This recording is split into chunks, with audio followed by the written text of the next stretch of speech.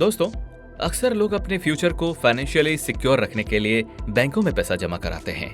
लेकिन क्या कभी आपने सोचा है कि अगर वो बैंक ही कोलैप्स हो जाए जिसमें आपका पैसा है और आपका सारा पैसा डूब जाए, फिर क्या होगा?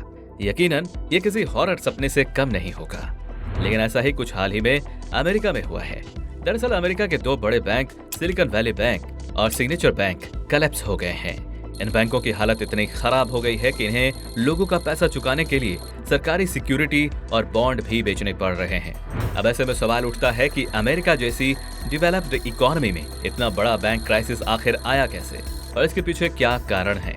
आज की इस वीडियो में हम इसी टॉपिक पर चर्चा करेंगे और इसके साथ ही ये भी जानेंगे कि अमेरिका में आए इस बैंक क्राइसिस का असर भारत में क्या होगा। तो आइए बिना किसी देरी के वीडियो को शुरू करते हैं। What is matter? दोस्तों, बात यह है कि पिछले 2 वीक्स में अमेरिका के दो बड़े बैंक्स यानी सिलिकॉन वैली बैंक SVB और सिग्नेचर बैंक रन के कारण कोलैप्स हो गए हैं। आपकी जानकारी के लिए बता दें कि बैंक रन की सिचुएशन तब आती है जब कस्टमर्स का उनका बैंक पर भरोसा नहीं रहता और वो बैंक से अपना पैसा निकालना शुरू कर देते हैं। ऐसा ही कुछ लास्ट 2 वीक्स में इन दोनों बैंकों के साथ भी हुआ। दरअसल सिलिकॉन वैली बैंक ने एक स्टेटमेंट जारी किया जिसमें उन्होंने कहा है कि उनके पास पैसा नहीं है और पैसा जुटाने के लिए बैंक अपने बॉन्ड्स और सिक्योरिटी बेचने जा रहा है।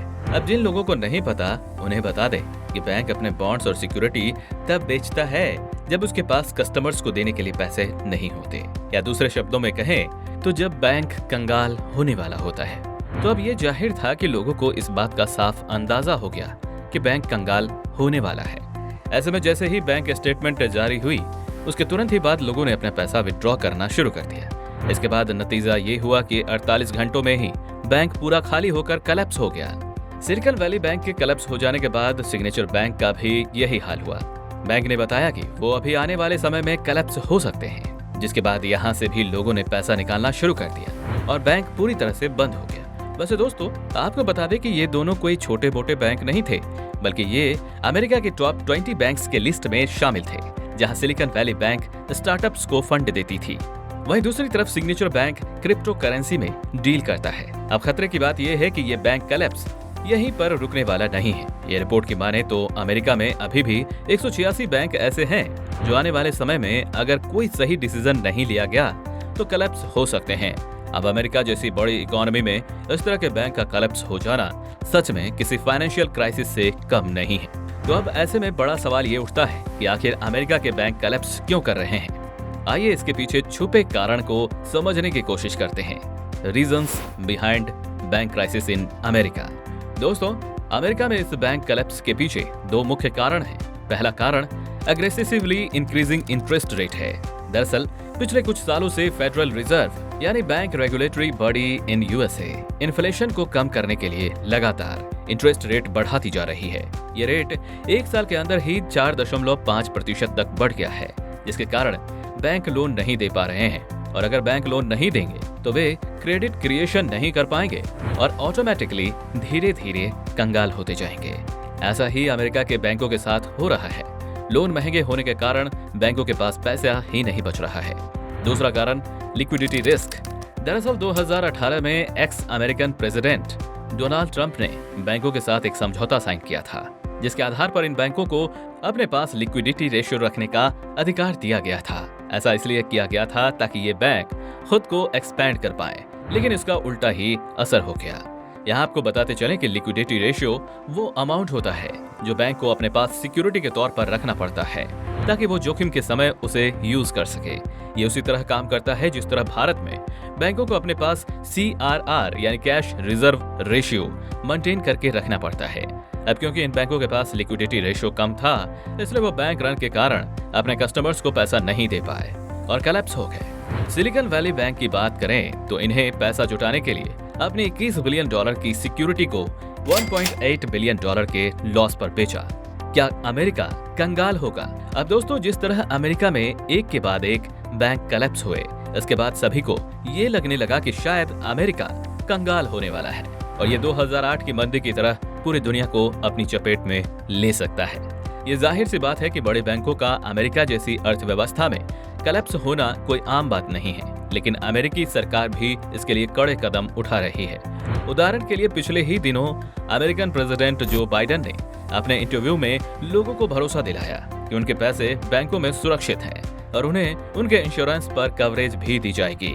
इसके अलावा उन्होंने ये भी प्रॉमिस किया है कि इस तरह बैंक क्लब्स के पीछे जो जिम्मेदार हैं उन्हें कड़ी सजा दी जाएगी। असल में अमेरिका के अंदर बैंक क्लब्स बैंक रन के कारण हुआ है, इसलिए ये जरूरी भी था कि राष्ट्रपति लोगों को भरोसा दिलाते। अब आने वाले समय में फेडरल रिजर्व किस तरह बैंक क्लब्स होने से बचाता है और गवर्नमेंट अपनी पॉलिसीज में कौन से बदलाव करती है, ये तो समय ही बताएगा। हाँ, लेकिन अगर समय रहते कोई बड़ा कदम नहीं लिया गया तो 186 बैंक जो पहले ही क्लब्स होने के कगार पर खड़े हैं, जल्द ही दिवालिया हो सकते हैं। अब दोस्तों, अमेरिका में इस तरह बैंकों के क्लब्स होने के बाद ये सवाल सभी के मन में है कि क्या इसका इम्पैक्ट ग्लोबली होगा या नहीं, और हमारा देश भारत इससे कितना अछूता है।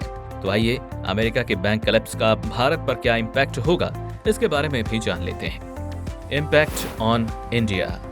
दोस्तों, अमेरिका का बैंक क्राइसिस अब सिर्फ अमेरिका तक ही सीमित नहीं है। इसने यूरोप के बड़े बैंक क्रेडिट स्विस को भी अपनी चपेट में ले लिया है। ये बैंक अभी कोलैप्स तो नहीं हुआ है, लेकिन अपने आप को कोलैप्स होने से बचा रहा है। वहीं भारत की बात करें तो वो अभी इस क्राइसिस से सुरक्षित है और इसके पीछे का कारण RBI यानी रिजर्व बैंक ऑफ इंडिया की regulatory and deposit insurance coverage policy है। दरअसल भारत में एक deposit insurance and credit guarantee corporation यानी DICGC है जो बैंक डिपॉजिट को इंश्योरेंस करता है। साधारण शब्दों में कहें तो अगर कभी बैंक डिफॉल्ट या फिर कोलैप्स हो जाते हैं तो ऐसी स्थिति में DICGC आपको 5 लाख रुपए तक का कवरेज देता है। अगर आपका खाता भारत के किसी भी सरकारी बैंक में है तो आपके पैसे automatically deposit insurance coverage policy के अंदर सुरक्षित होते हैं।